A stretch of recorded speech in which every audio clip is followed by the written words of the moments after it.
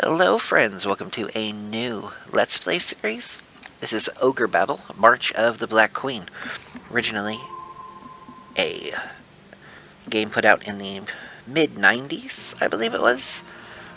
Quest Games did it for Enix, back before there was such a thing as Square Enix, back when Square was Square and Enix was Enix. Square had the series you probably know, and Enix had the series you probably didn't know. We are currently playing this on an emulator to play the army balancing patch that will make all the classes mostly useful. Some are still maybe not as great. However, in the original version of the game, there's about 10 that you'll use, and that's all you're ever going to do. 1994 by Quest, published by Enix.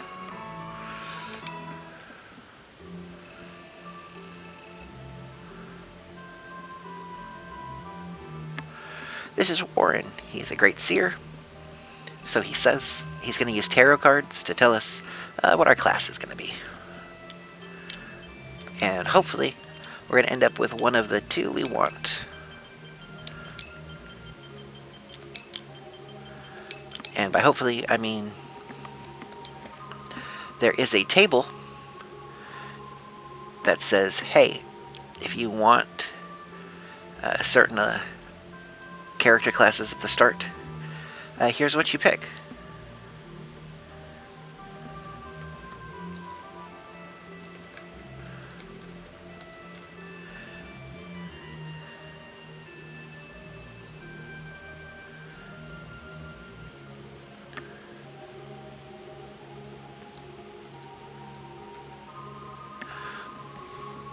And to do that,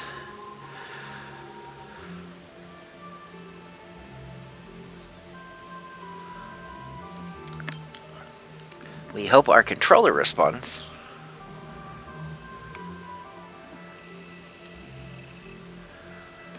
What we do want out of here is the Ayanuki Lord. He is the strongest physical unit. He has a great back rank attack. And he has the second highest alignment in the game. Alignment is pretty important. It and reputation matter a significant amount, and we'll get into that when we load in. The other option is taking the Ice Cloud Lord. I think that one is slightly less good overall than the Sonic Strike Lord, or the Ayanuki Lord. It depends on the translation version you're playing, which one that actually is. So what do we think is the most important? You can answer these yourself if you'd like, or there's just a list of here's the answers you give to get the result you want. For Emperor, we want to answer A, which is 1.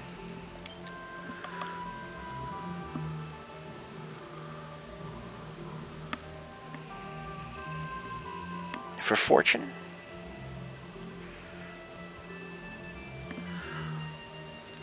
what do I think luck is? I think luck is something you make.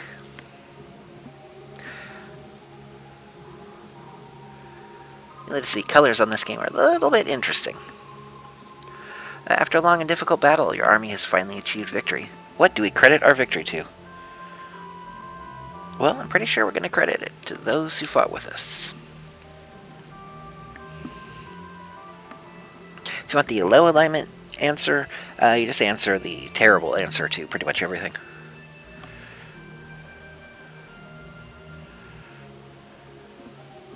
It's almost impossible to find a perfect mate. What do you look for? I look for purity. That's not a great answer.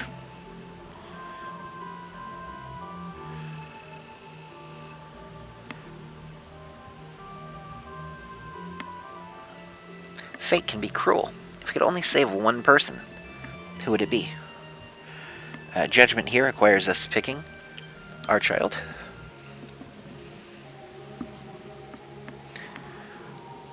Temperance.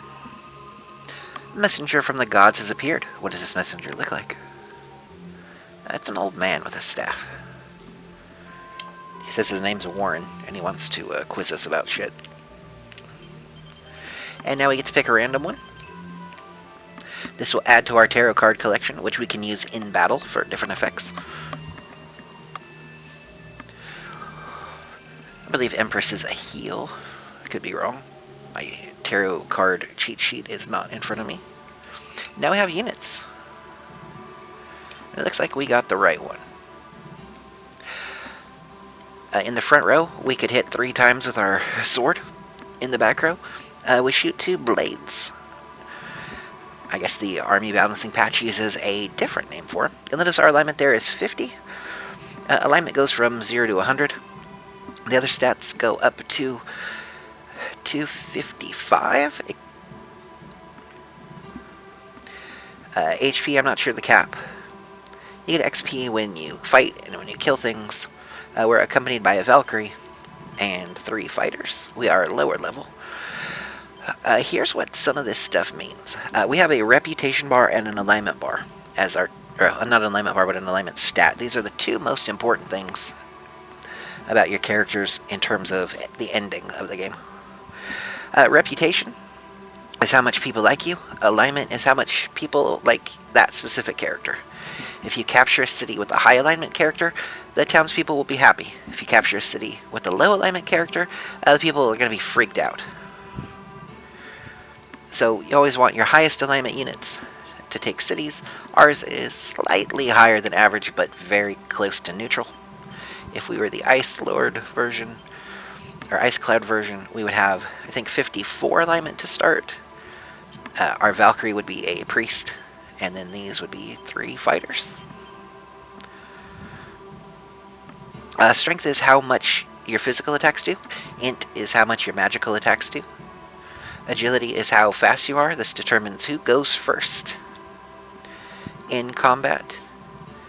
And your dodge ability. Then there is luck. Luck affects everything. Star. Think of it like the Fire Emblem games where luck is a little bit of everything. Charisma is, quote, charm and leadership. It tends to follow your alignment, though it will usually always go up. It will determine your character's class promotions. Characters have a cost. That's how much it costs to deploy them to the battlefield, and then what they cost per day. Type, or here move, is where they move the easiest. If they move on the plains, it means when they're on a plains square. They're not really squares, but when they're on the plains, they move faster. When they're anywhere else, they move slower. Characters can have mountains where they move faster in the mountains, forests where they move faster in the forests. You see the Valkyrie and Amazons will move faster in the forest, but we have 4 plains characters, so our unit is a plains. Where it says leader, can that character lead a unit? This will be very important when we get more units and more characters. We can. The Valkyrie can. The fighters can't. You'll notice underneath the little icon of the character, all of ours say S. That means they are small characters. They take 1 space in a unit. Units can have 5 different characters. If they're large, they take up 2 spots. There are 10 positions in a unit. Front and back row are mirrored, so you can be top. You can be top middle. You can be middle. You can be bottom middle, or you can be in the bottom. Front row, back row. If you are in the middle, top, or bottom of the front row, you protect the character immediately behind you. If you are in the bottom middle or top middle, you protect the top, the middle, and the bottom, or sorry, the top, middle, and the middle, or the bottom, middle, and the middle. This is actually a very inefficient formation. This character is not necessarily protected. As soon as one of these characters would die, she could be attacked. As opposed to if you were in the middle, and you had two characters in the positions like this. If this were the front row and this were the back row, if one of these two were to die, you still couldn't hit the middle or the one behind the character that was still alive, but you could hit this one. Fighters are bad in the back row. Our Valkyrie in the back row goes from a physical attacker with Rend to a magical attacker with Bolt. You'll notice her int is slightly higher than her strength, so she will do slightly more damage with magic. Every character can equip an item. This will be a weapon or an armor. Most weapons increase either your strength or your int. A lot of times it'll be at the cost of a different one of those. Each character has 6 hidden stats. Those are their resistances. You have resistance to or not resistance to light, dark, earth, water, air, physical.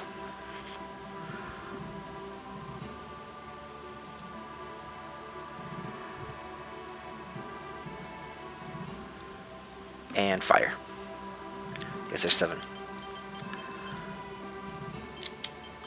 Characters will promote. We can't actually promote anyone yet. You'll notice change classes not available for anyone except the Valkyrie, who could go back to being an Amazon. But we don't like that. Valkyrie and Cleric are 2 promotions from the Amazon, and they're fantastic. Items. This version of the game, it's just throwing shit into my inventory. Where it came from, I have no clue.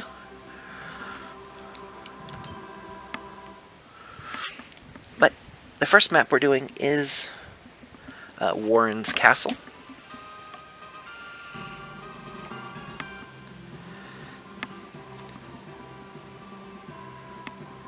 This is what a map looks like. We come pre-deployed. We start with some money. Our reputation bar is here on the right. It should be about halfway full. It's not about halfway full at the moment. Each map has obvious things on it. We have temples. When we capture those, we can revive if necessary. There are towns. Each town has an amount of money it produces. It has the gauge on how the town feels about you. It has what your characters, the HP recovery of characters that stand on towns. It doesn't want me to leave this screen for some reason. It's not responding. That's awesome.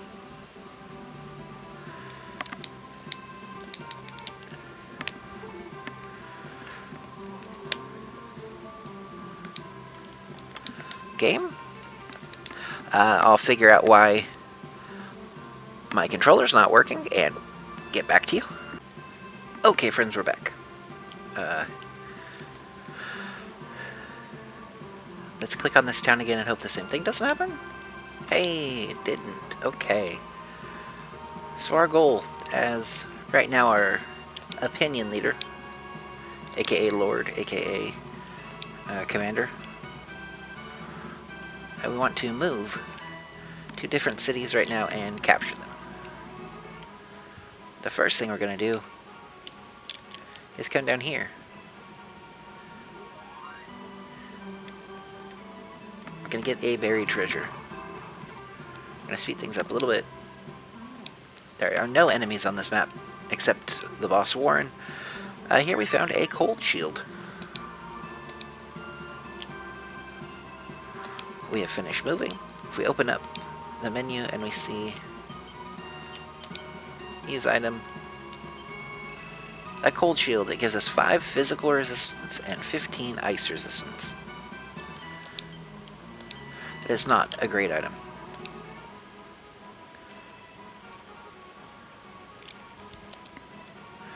We're now going to run our butts up here to this city and liberate it.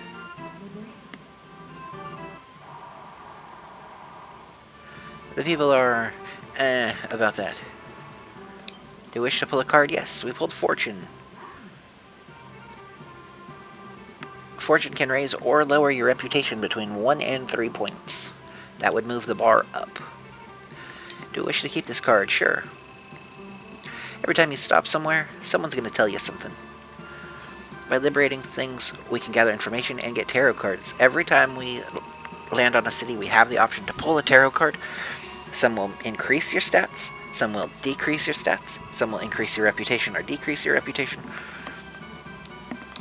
And every day, at noon, when the sun is directly in the center, the exact opposite of where the moon is right now, we'll get money from every town we've liberated.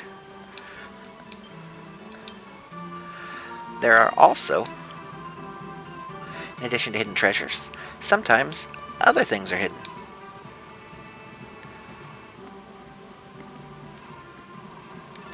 In this case, we found a walled city.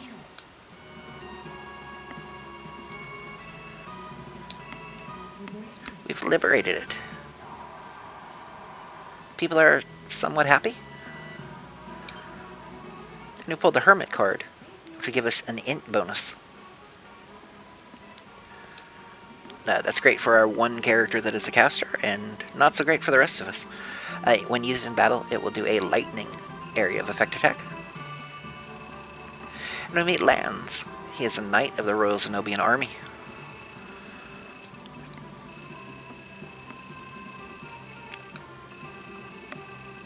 He pledges his allegiance to us. We'll fight until the Zenobian Empire is crushed.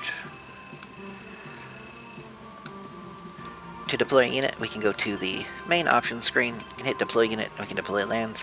We're not going to. We can look at Lands' unit. He comes with him, 2 fighters, and 2 wizards. He's a knight. He has 2 slices in the front and 1 in the back. He can upgrade. He is an upgraded fighter. Fighters can upgrade to wizards at level 4, and then to pretty much everything else at level 5. Fighters are the male class, Amazons are the female class. There's a lot of class paths they can take. We're going to explore more in this game than you ever would in the normal game. Shown here are the things your male classes would probably be more often than not. You would go the wizard path for damage, or the knight class to stick your guys in the front and tank.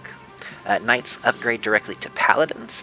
They get an extra attack in the front, and then in the back row they get 2 heals that are single target. Wizards can hit you twice with their staff in the front, or they use magic twice in the back. Magic will, whatever unit they're targeting, based on the settings you have it on, either strong, the thing with the most HP, weak, the thing with the least HP, best, the thing they can do the most damage to, or leader, the enemy's leader if possible, or the thing in front of the enemy's leader if not possible to hit the leader. They will use an elemental attack out of one of the schools they know. They cannot cast light or physical spells, but they get the other 5. They will do whatever will do the most damage to that target. If they were to have an AE, like their upgraded version does, they will do the ability that can hit the most damage total by targeting the unit leader. For now, though, we have one more thing to liberate. We can't actually get the second hidden treasure on this map the first time we play through it unless we want to go swimming. And we don't want to go swimming. Swimming drastically lowers your movement. We're going to make use of the speed up. We liberated a temple.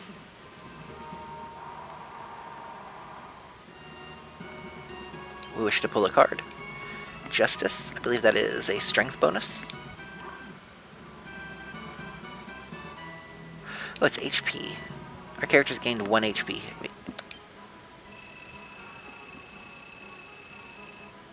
Time is always moving in this game. High alignment characters do more damage during the day. Low alignment characters do more damage in the night. There are some characters that can only function at night. But we haven't seen any of those. temples, we can, if a unit has any alive members, it can come to a temple, and it can revive the dead things. When you click on a unit that's standing on a town, you have the option either to click on the town and see what it is. In this case, it's a temple, or the unit, which will bring up the unit screen. We can set their tactics. It doesn't matter at the moment. We will adjust to tactics as we go. Generally, strong is what you set things to most of the time. Although setting it to weak will kill units off faster if you only have single target attacks. Menuing gets incredibly tedious. Thankfully, the reminder text for what happens when we want to move something goes away after this stage.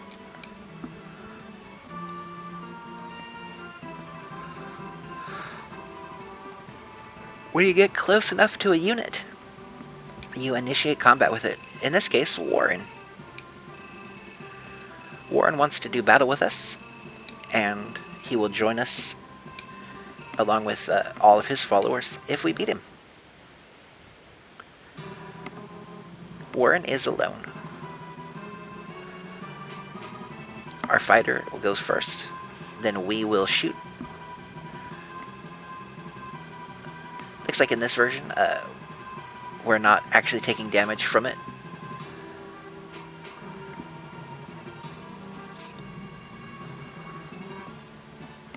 Missing a lot. He's targeting our Valkyrie.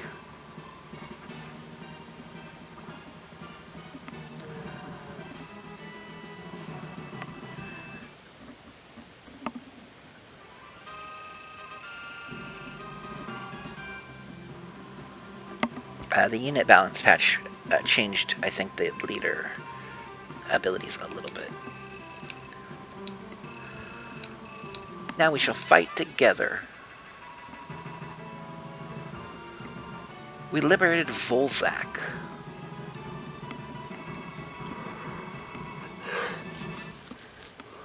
We get fireworks. We completed this map. We get bonus money for doing so. 8,200 goth. And we get to save. Now we get to take a look at what Warren brought with him. Warren brought over here some fighters. We have some extra Amazons. We have 2 octopi. Octopi want to move in the water. They are large units. In this version of the game, they hit 4 times in the front row and 3 times in the back with their tentacles. Griffins have 2 charge attacks on the front row and gale attacks in the back row, which are AE wind attacks. Their movement type is high sky, which means they fly, which means anything, as long as you have more characters in a unit with high sky, you will have high flying. You will not be encumbered by anything on the ground. You will zoom around. Pretty much the way you explore the map after you've cleared it is to put 2 griffins with your main character and you zoom around in the air. I suppose if there was water you could do octopi as well. He's also given us his own unit. It's him with 2 hellhounds. Hellhounds have 3 smash attacks in the front row and cast fire, a single target fire spell in the back. We have a unit with a knight, 2 fighters, and 2 Amazons. We have a Valkyrie, cleric, and 2 fighters. We have 2 wizards, a knight, and a hellhound. Here we have a wizard, 2 Amazons, and 2 fighters. Amazons shoot arrows. They shoot 1 arrow in the front, 2 arrows in the back. They promote to a bunch of different things. The only things we really care about, clerics and Valkyries. Here we have a doll mage. They attack with throwing puppets at you from the front, and then they have an AE acid attack in the back row, along with a couple wizards, and then golems. Golems have high stats, incredible physical defense, and terrible magic defense. If there's no wizards around, golems are pretty fantastic. If there are wizards around, golems and their upgrades are all pretty crap.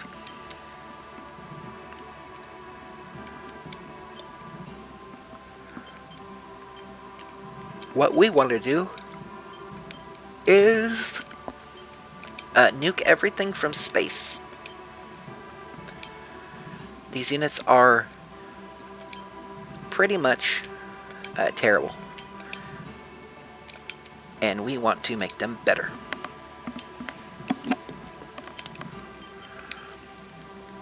What we are missing is clerics. Clerics are sort of the backbone of a lot of teams. It's what keeps people alive in combat. So the cleric we do have is pretty important.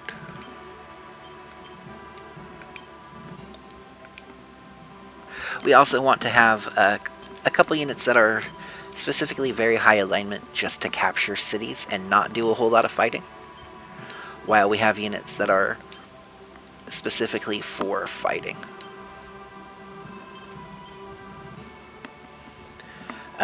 So instead of doing all of the mousing and controllering on screen, I will do some of it off screen, and I will be right back. Friends, I forgot just how bad the menuing can be. Let's look at our units.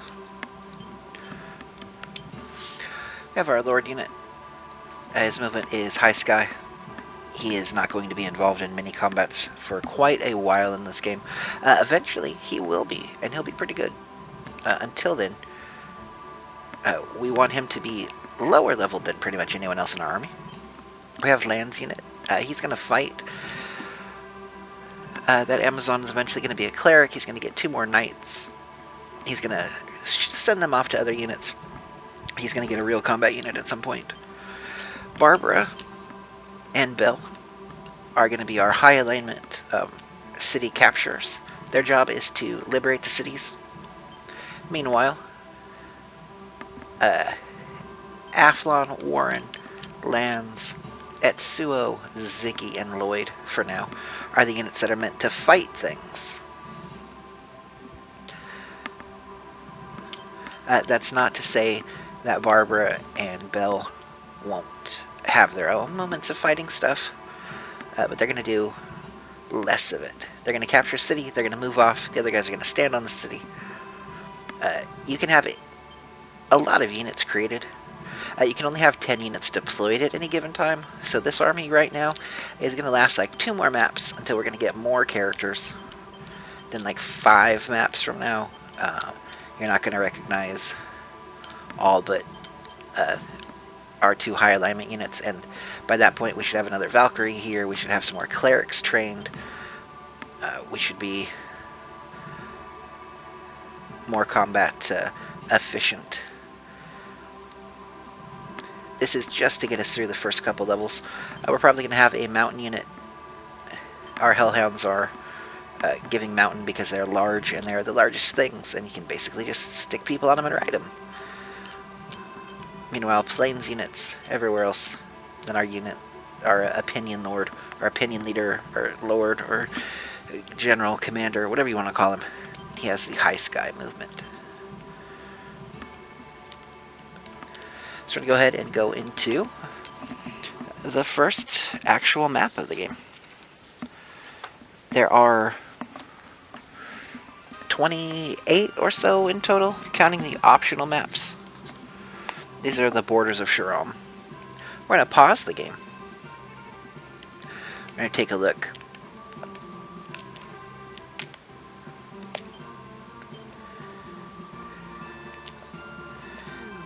At the zoomed out version of the map, boy, can you not see anything, and you cannot really readjust it.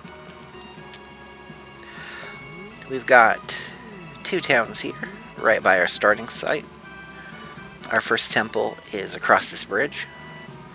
Notice we have a town here. This was almost always what the boss city will look like. It'll be slightly different sometimes. And then over here, a road to nowhere. What do you want to bet? There's something hidden there. There is something hidden there. You also have to be aware of anything that looks suspiciously the square size of a city. Those are probably things like that. And then, oh, this maybe could also be a city. There's also treasure buried. This map has one treasure. Most maps will have other treasure. Also, when you're exploring, you can run into neutral monsters on this map. We can recruit hawkmen, dragons, or golems. We might try to find us a dragon and convince it to be our friend. Dragons are pretty fantastic. With the balance patch, not so much. Big units never really so good in the original version of the game, though dragons had their moments. To deploy units, we hit the X button. Sometimes it pops up this screen, and sometimes it makes us wait a little bit. We want to deploy Barbara to the very corner of this building. And we want to deploy Bill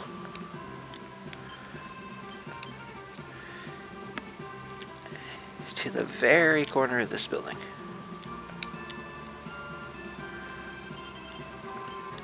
And then we're going to unpause and let them start moving. And then we're going to deploy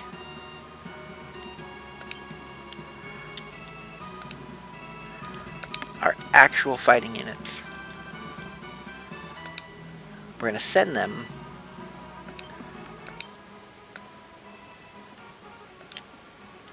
just ahead of the city, so they're not on the city.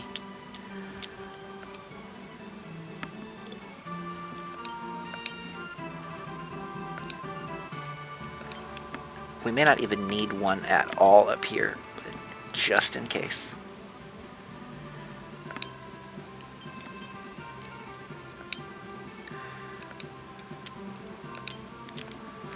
Each map has a limited number of enemies on it. This one, for instance, has 7 different mob types, 7 different mob sets, and each one of those has 2 detachments. So we have 14 enemy units in total to deal with.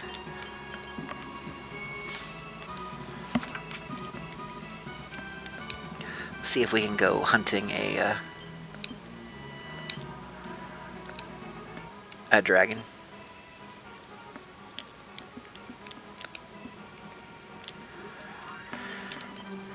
Then we unpause after we move back up. And we start moving on the path. Notice we have a lot of wizards. They can be your unit leaders. We have liberated the city. Let's pull our tarot card. Emperor. The town is happy because we liberated it with a high alignment team. And they gain 2 charisma apiece. And we'll keep the card. Some towns have shops.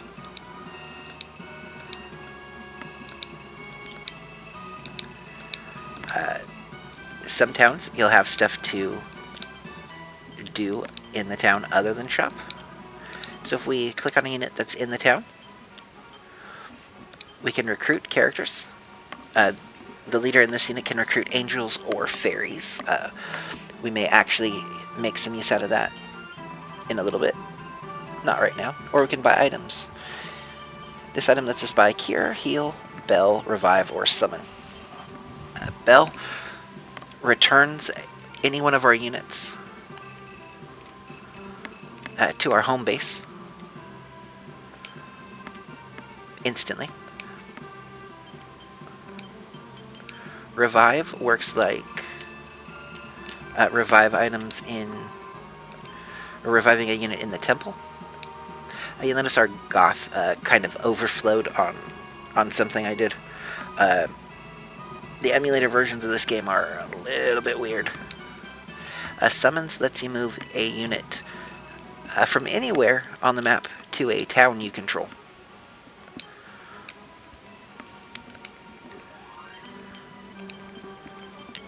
Meanwhile, Heal is called Cure Stone. It heals 1 character for 100 HP. And Cure Potion heals 1 character for 50 HP. We have taken care of the need for healing items, however. Mostly by just standing our guys properly on towns. Okay. we liberated the industrial city Abdella.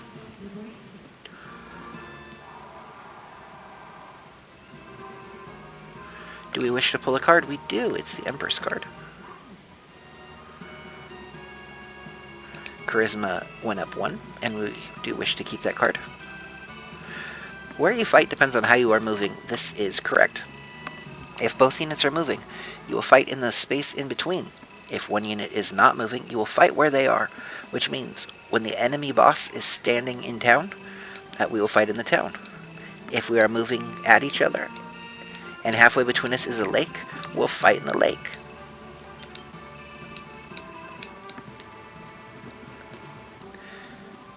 Also, yes, the game will always tell us that someone has stopped moving.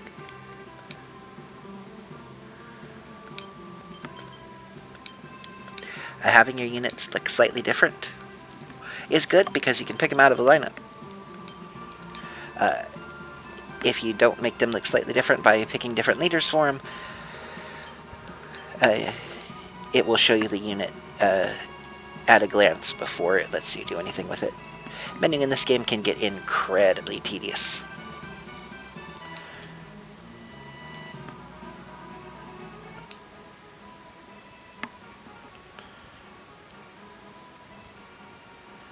Here's our units moving down through the mountains. Just kind of hanging out. We are waiting for the enemy to show up. The enemy comes down usually this road and should be here already. I don't know what's taking them so long. There we go, there's the enemy. We are gold, they are silver. That is how it will always be. Anytime you want to move somebody, it's best to pause the game, unless you want to be drug away by notices and combat and the like. Could have sworn we wanted to move someone down here. I do not know where that person went. But they are on the map.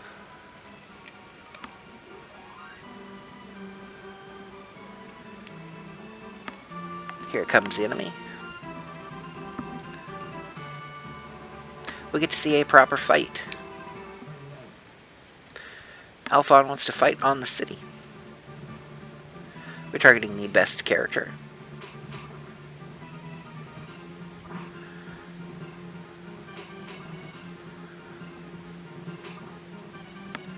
Our fighters are trading blows. Archer misses.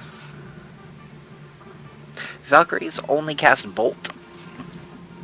Their upgraded version casts a bolt that hits everybody.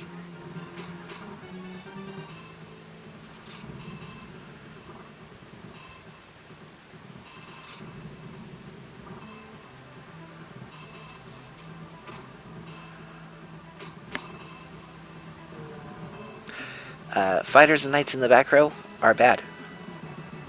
Okay, so, in this case, the enemy lost. When you lose, you get pushed back. Then, based on the status of the enemy unit, certain things will happen. If their leader is alive and the rest of the unit is in pretty good shape, they will come back and attack you again. If the leader is alive and everyone else in his unit is dead, they will walk back to a town and recruit new characters for that unit, which are the same as the ones you killed, and they will come back. If the leader is dead and the rest of the party is alive, or anyone else in the party is alive, it will become a skull icon, and that skull icon will go all the way back to the keep. They will hire a new leader, then they will go to a town and hire new minions. I think that is how it works. They may just buy the entire unit in there. This version of the game also changes a little bit of the behavior, not the units though. What we want is, if we start getting level ups on characters, we want to target that unit that's been competing.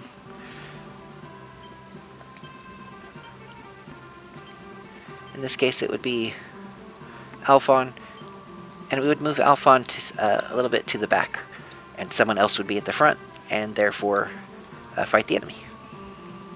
And you see he is running back to town.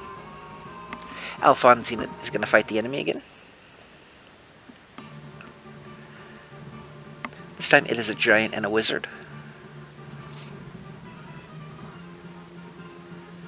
Looks like we're going to try to snipe the wizard because the giant is a little more resistant to our thunder spells.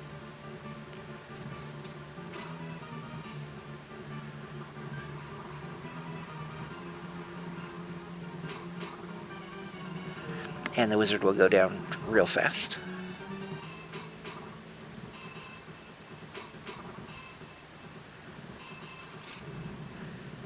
And the giant not so long after. We got a couple level ups. And the unit that is defeated, since everyone died, it'll move completely off of the map and disappear. And that is one unit that we do not ever have to worry about again. They do not come back, and they are limited by their deployment amounts. Okay, so we moved Alphon back. And now another unit will have the honors of fighting.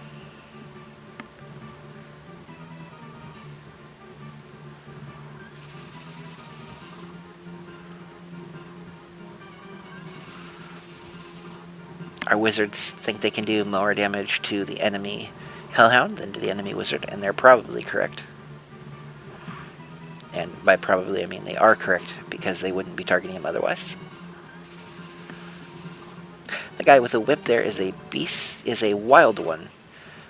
That is the pre-promote class that is a class that prerequisites to Beastmaster, which prerequisites to Beastlord, which can use an item to become a Dragon Master, Dragon Tamer, and then becomes a Dragon Lord.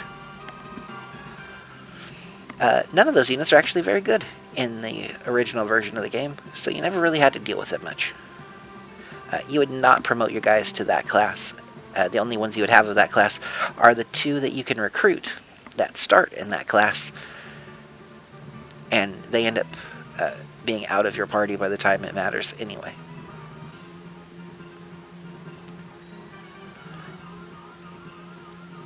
We can do the same thing we did in the world map and hit the X button to try and bring up the menu screen here, I think. Is it the R button in combat?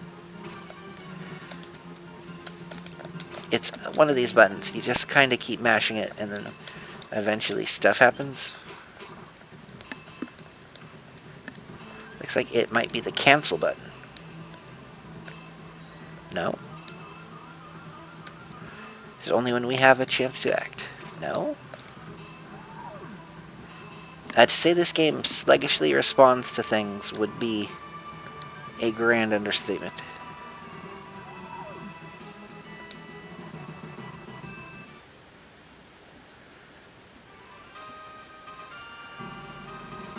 That cleric runs off to rebuy its unit.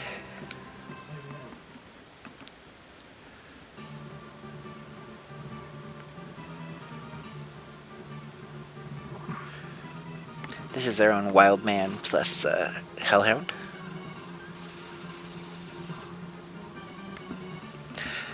You can see why wizards are considered among the best class in the game. They start out having 2 single target attacks. Their first upgrade gives them 1 AE attack instead. And then they get 2 AE attacks. And then normally, if you upgrade them again with special items, they would get 3 AE attacks. This version of the game tones that down to 2 AE attacks, and also notes, by the way, they're still the best unit in the game. Speaking of all that,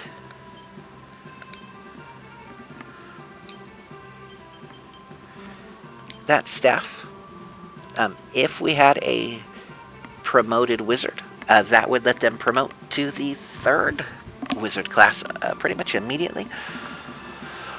Although sometimes it's a little off because there are multiple names for different things. Also, yes, the game will randomly give you items as treasure and as drops, and those can be things you should never have access to. Like using a tiara to make a princess. We managed to do that already, and you shouldn't be able to do that, but sometimes the game says you can. If we get a ring to go with that staff, And by ring, I have no idea what it's actually called in here. I think it's undead. That would be the undead ring. That would give us the 4th mage class, so we could use that plus the staff and immediately have a tier 4 wizard unit at the cost of promoting Warren once.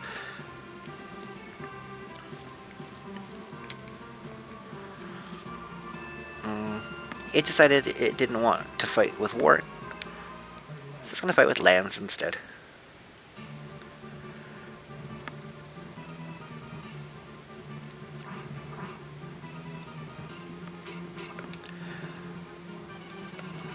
I was trying to find the button to press to bring up the menu because I think we can make the game speed a little bit faster.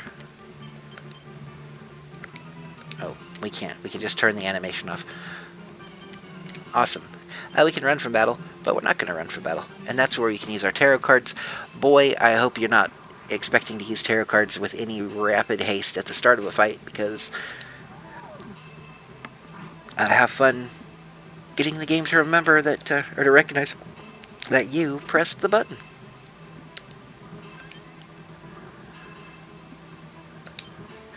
Okay, it is just select when you can.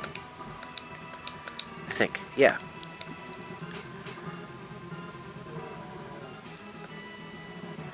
Lands will get the kill. You'll notice XP is not overly fast. You'll also notice that sometimes it takes forever for stuff to happen. We should be advancing forward, but we sort of want to stay on the city just to get heals in. Also, we don't want to fight giant octopi in the water because that would be very bad for us.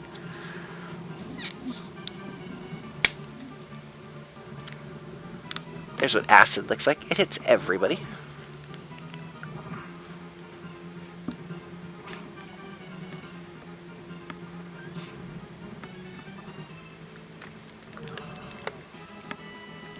The PS1 version of the game, if something hits, like if you heal everyone in a party, it just does it all at one time. The Super Nintendo version actually targets them one by one and applies the effect. Okay, the enemy we've dealt with is coming back.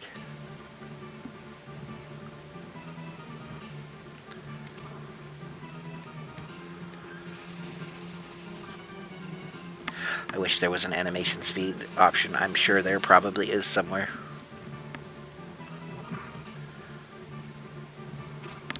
And with you being only able to field 10 units to the map at any given time, you'll generally have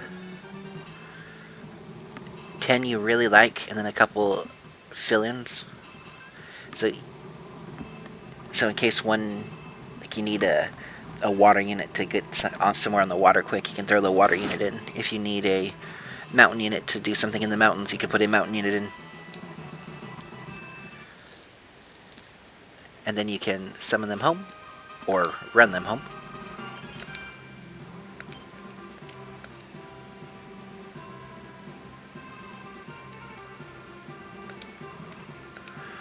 Ziggy's back to fighting.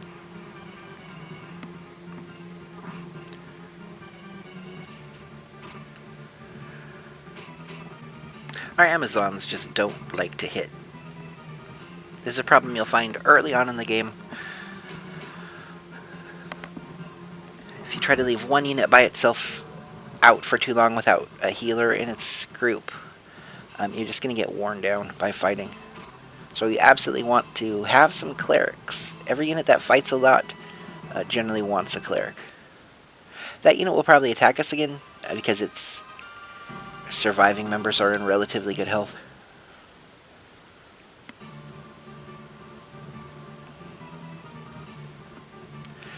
You also see why big units are maybe less good than the two smaller units they could have been instead.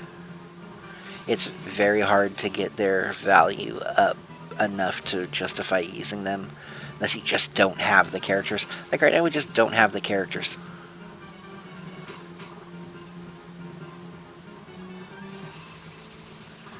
So big units are fine. When we do have the characters, we're going to see a lot less of them unless they give you movement types you can't otherwise get.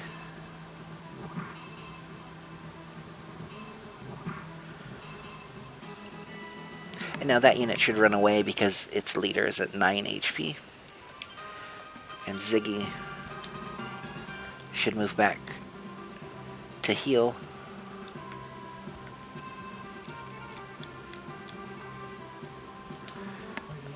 Now lands will fight.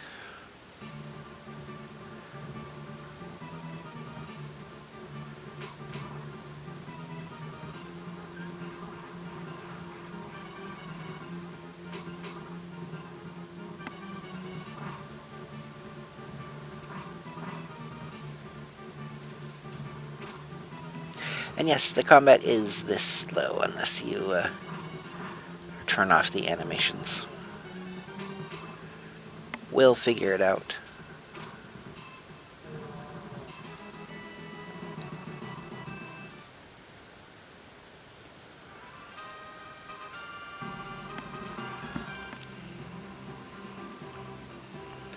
We're going to go ahead and send Belle up to a different city since no one's really attacking this direction. She's going to go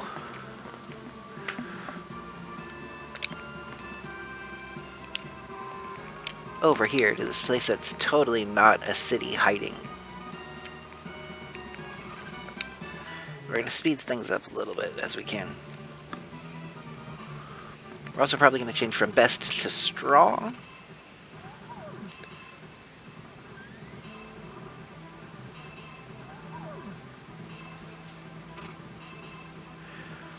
This team should be able to kill that cleric.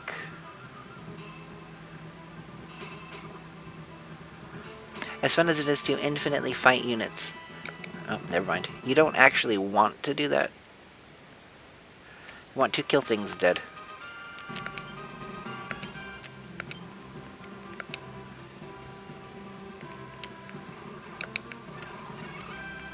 We'll let Barbara get a round of combat in.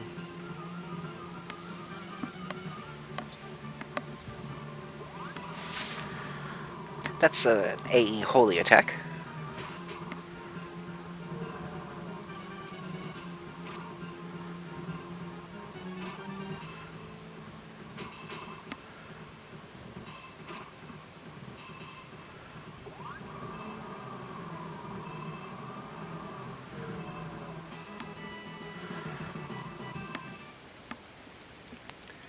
And that was her combat for the day.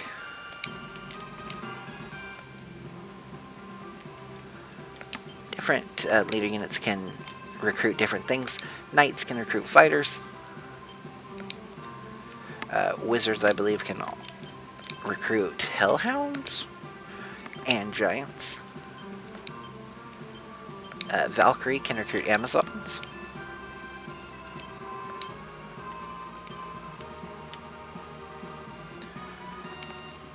That is just in case you need new characters. You don't run the risk of running out, as long as you have the leaders able to recruit. Sometimes the only way you can really get certain characters is to recruit them.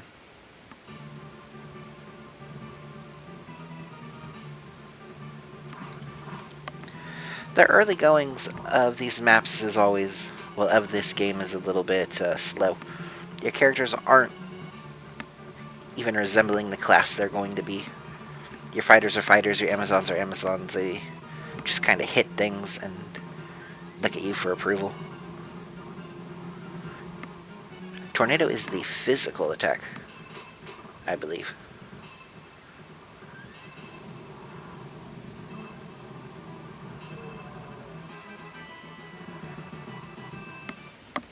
One thing you can do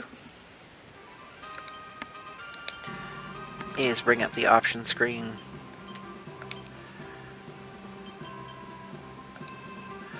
I think this is fast, and that's not fast. Game speed. There we go. Text speed. Cool. Animation. Okay. You can hit select and see things. From this screen, we can actually see if anyone wants to level up. To do that, you would have to click on lands as a unit. Click on him.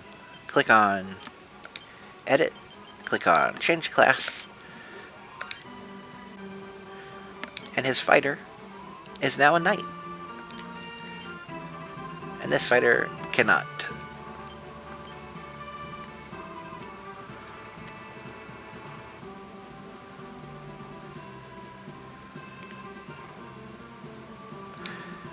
We've been attacked by a neutral character. So you want to mash the hey, don't do anything button. And you want to try to make friends with this dragon. And we are friends with this dragon now. Which means he joins our army. And we now have a dragon.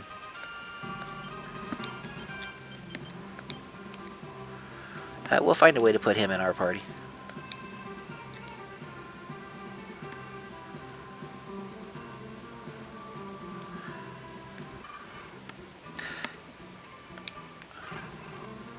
We found the Magician's City, Ellery. And we liberated it. We'll pull a card. And that's bad. That will lower our reputation a point. Reputation affects certain characters joining you. It also affects whether or not you can get the best ending of the game. This guy says, hey, come back here when you kill the boss. We'll probably try to remember doing that.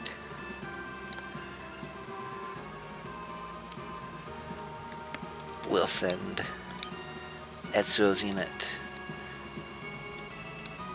down here to Penis Rock. See if we can find another dragon.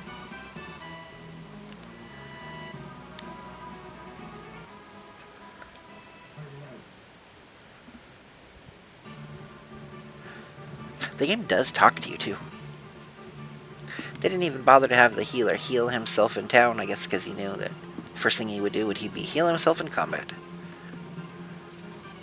And notice that named characters have a slightly different sprite, even when they are the same class as normal characters. Lance here is in the middle. He has darker armor than the guy we just promoted.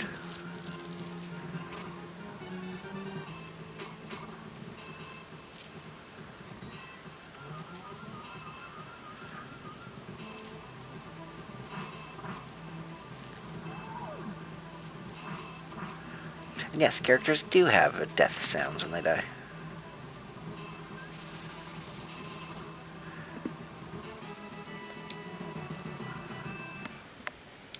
Okay, that cleric is going to want to head back to where it's going. So we're just going to say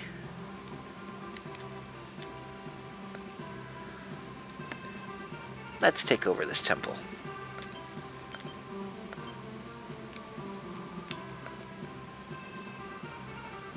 We're going to move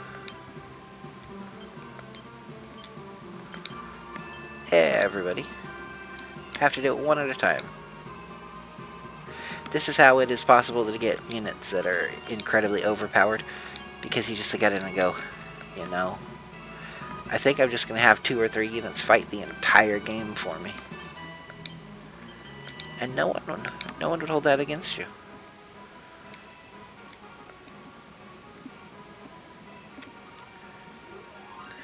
Also, when you're moving up, what you can do is,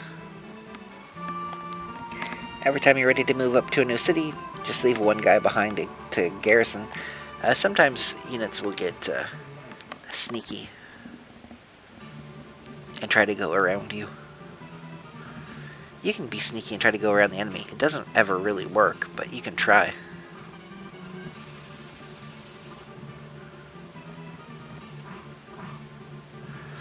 Also, the knight swords are so floppy when they swing them.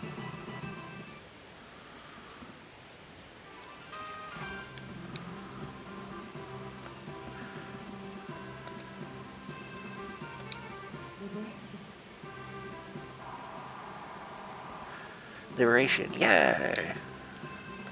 We pulled the Sun card. The Sun card can be used on the field to make it daytime.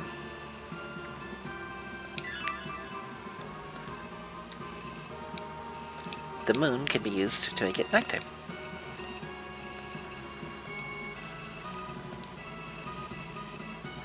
If one of you is killed, go to the nearest temple. We will summon the power of the gods to restore you.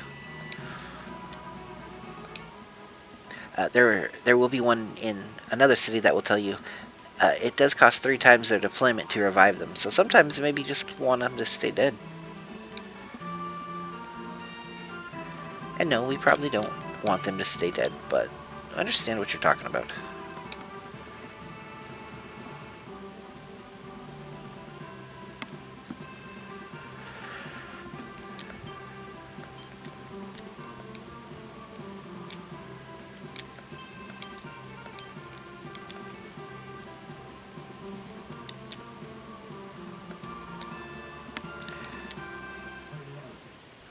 Been attacked by a neutral character. Is it a dragon? It is. Will he be my friend? No. So now we have to fight a dragon.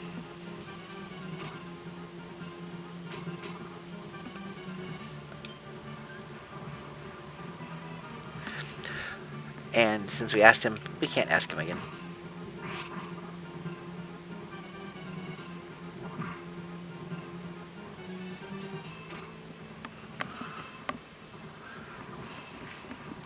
And that's a dead dragon. Unfortunate. We wanted him to be our friend.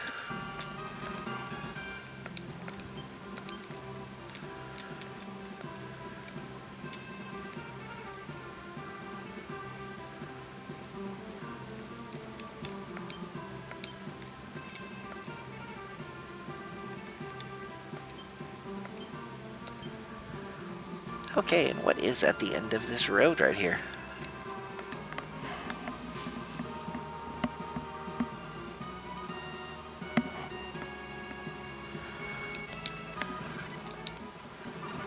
Looks like there is no more enemy. The self-ruled city Valhalla.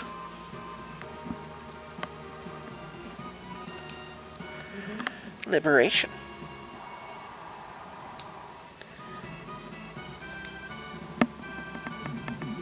It's the moon. It has now made it nighttime. Will we throw one away? Nope, we do generally never want to make it nighttime.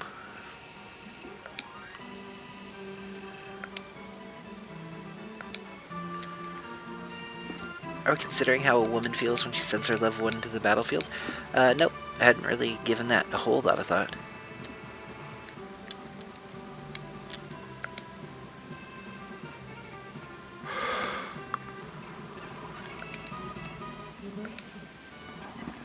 Do we wish to pull a card? It's the World card. From now on, the drawing of a tarot card will affect all deployed groups. That is great. It is also meaningless because that's the last tarot card we'll be drawing that will give us any effects.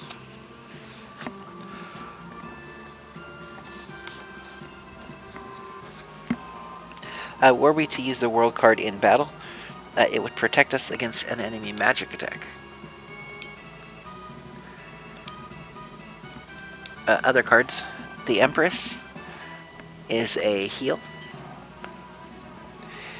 Emperor will give us +1 attack before the enemy can attack. It's pretty good. Hermit is an AE lightning spell.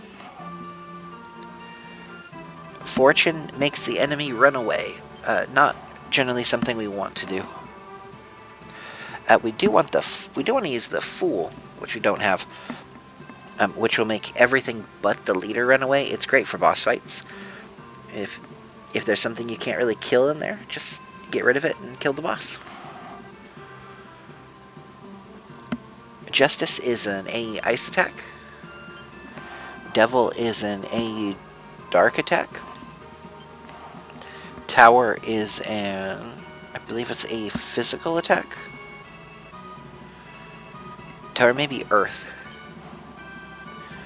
A star will increase the agility of everyone in the group. Sun and moon. Oh, sun will AE everything on the battle, AE everything in the fight, including your guys, doing more damage to lower alignment, and higher damage to low alignment, lower damage to high alignment. Judgment is a holy attack. It will auto-kill undead.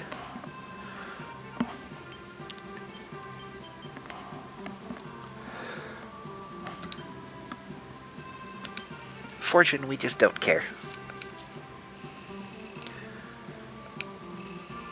Strong characters in the front and weak characters in the back.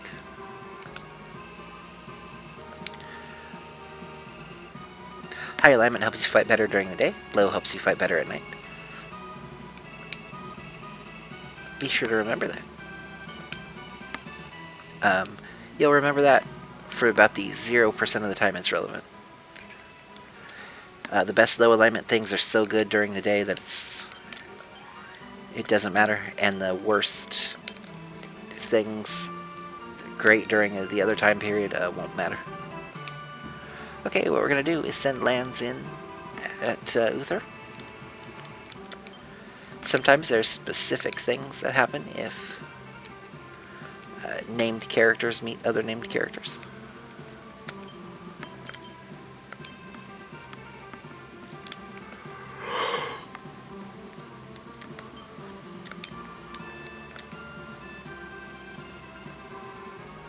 Just gonna blockade their stuff. Actually, Lands doesn't want to go there just yet. I believe we have one more thing to go visit. We'll go visit it ourselves. We have pretty high alignment, and we are also very fast.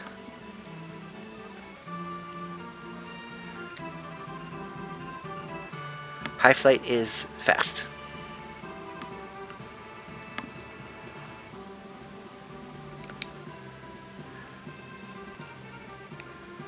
Yeah, team lands and them not even close. We've discovered a temple. We've liberated it.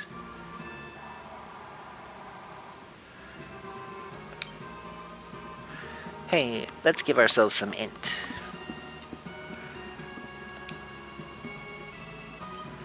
And we'll get rid of fortune.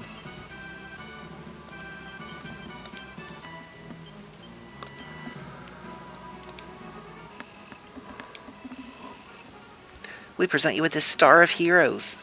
It is a symbol of true heroism. Having the hero star in our inventory will let us get other items, which will let us get other items, which will let us get other items, which will let us eventually get the best ending.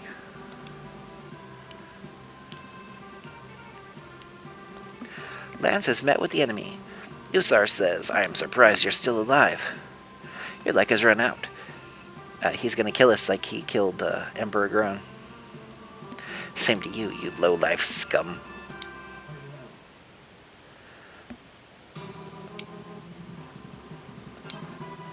He comes with some wizards.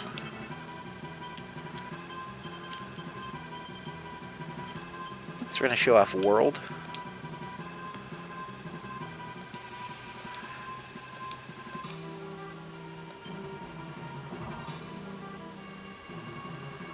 And what else should we show off? Should we show off... What did I say Justice was? Justice is an ice attack. It is. Here's what tarot cards look like. They look like spells. We've seen that animation before. Anything you kill with a tarot card will give its XP to your lord, not to the unit that is fighting. Also, when you kill the enemy boss, the map ends. We have liberated Jindark.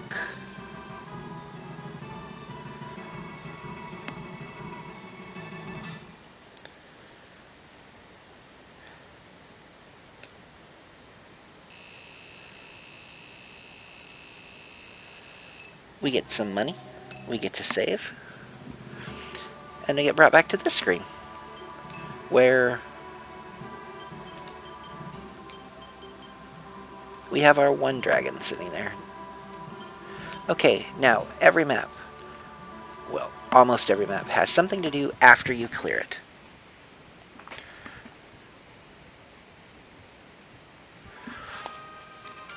There, if you already got the hidden item, or the buried treasure rather, it won't be there again. But what we didn't do was come over here and find this buried treasure. It's just a random item. It could be anything. In this case, it is a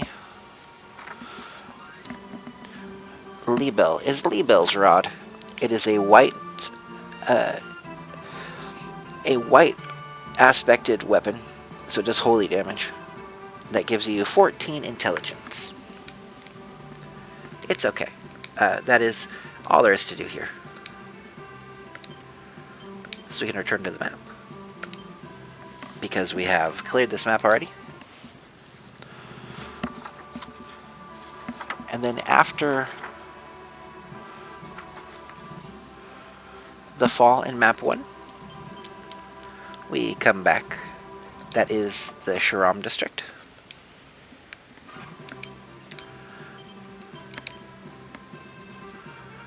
We can send ourselves to where there is almost certainly treasure hidden, right up in here.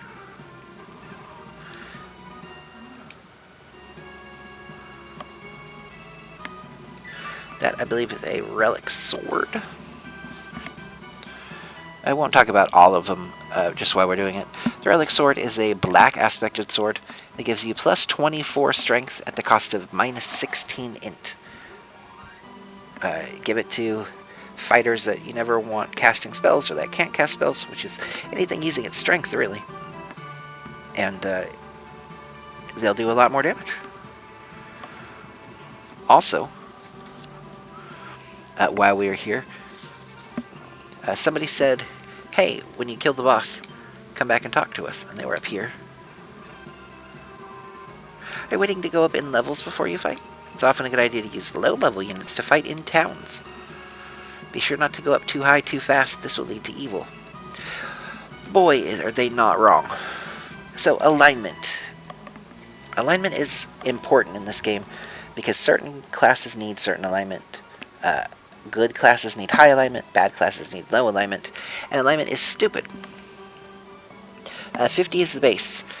When you are above 50, and the more you are above 50, the easier it is to raise alignment, and the harder it is to lower alignment.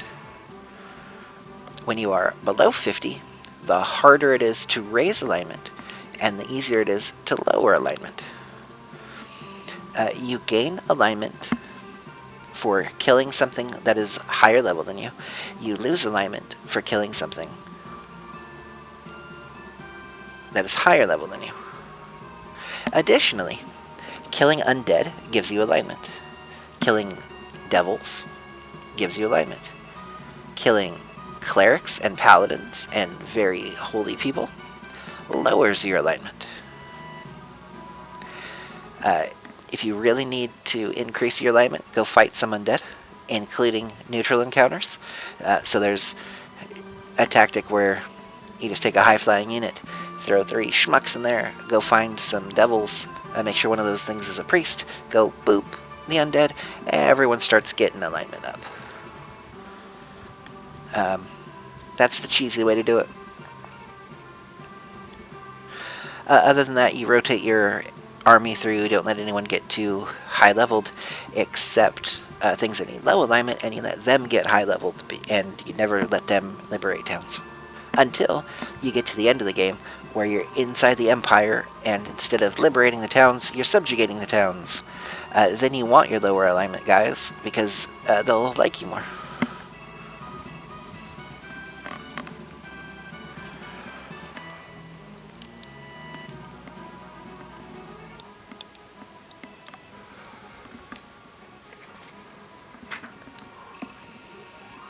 If you wish to find the way of kings, don't rely only on force.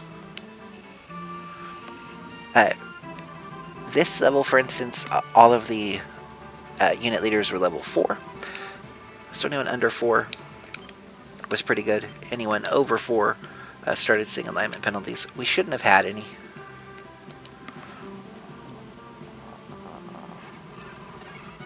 Have we found Falsala? It's a hidden city. There's an incredible treasure there.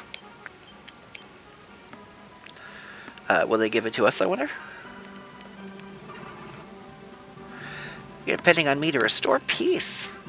Look at a gnomish nugget.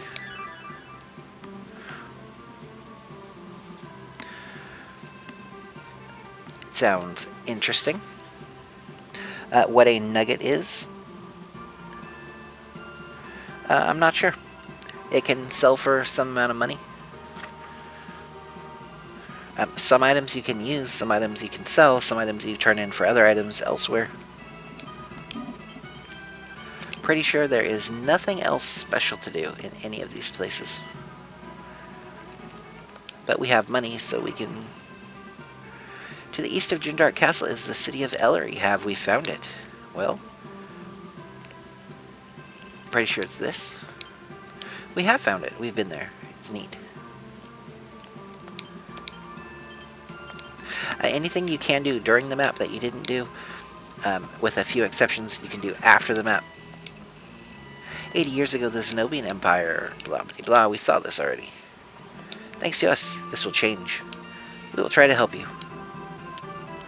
Nice.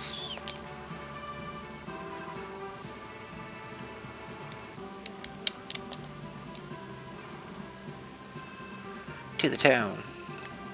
My name is Batista, the Great Magician. I'd like to ask a favor of you. Somewhere on the continent, a Book of the Dead is buried. If you find it, don't sell it. Bring it back to me. There's a lot of fun quests and stuff that people will give us. The Star of Heroes is very precious. Be sure not to lose it or sell it. Yep, you cannot get the best ending if you sell it. The odds are low that we'll run into one, but let's see if we can trigger any random encounters, and then we'll be done for the day. Fast forward. No. Fast forward? Nope. Fast forward. Nope. One more time.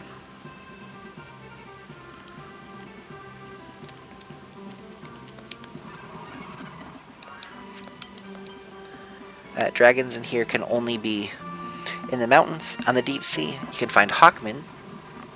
And then in the forests, there are golems. Let's see if we can find a hawkman. They're sort of... deep sea is the very dark blue colored stuff. I honestly can't remember if having high sky movement means we won't trigger random encounters or not. But it looks like that's not going to be the case. So, oh well, we tried. We will actually get a unit of Hawkmen at some point. That is a very Ogre Battle Tactics Ogre thing. Let's return to the map.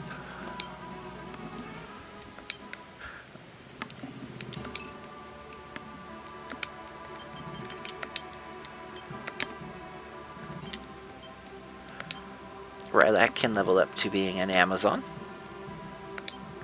Or from rather an Amazon to a cleric.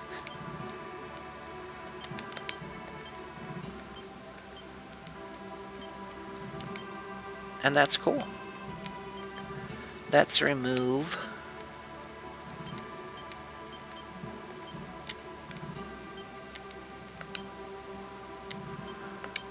a Hellhound in this unit. And we'll add to this unit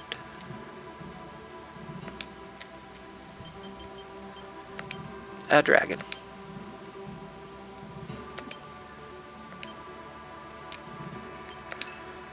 Then we'll save.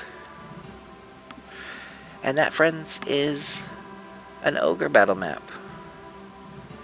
These maps are long. These episodes are going to be long. Splitting it in two is a little weird. If they get overly long, we'll do that.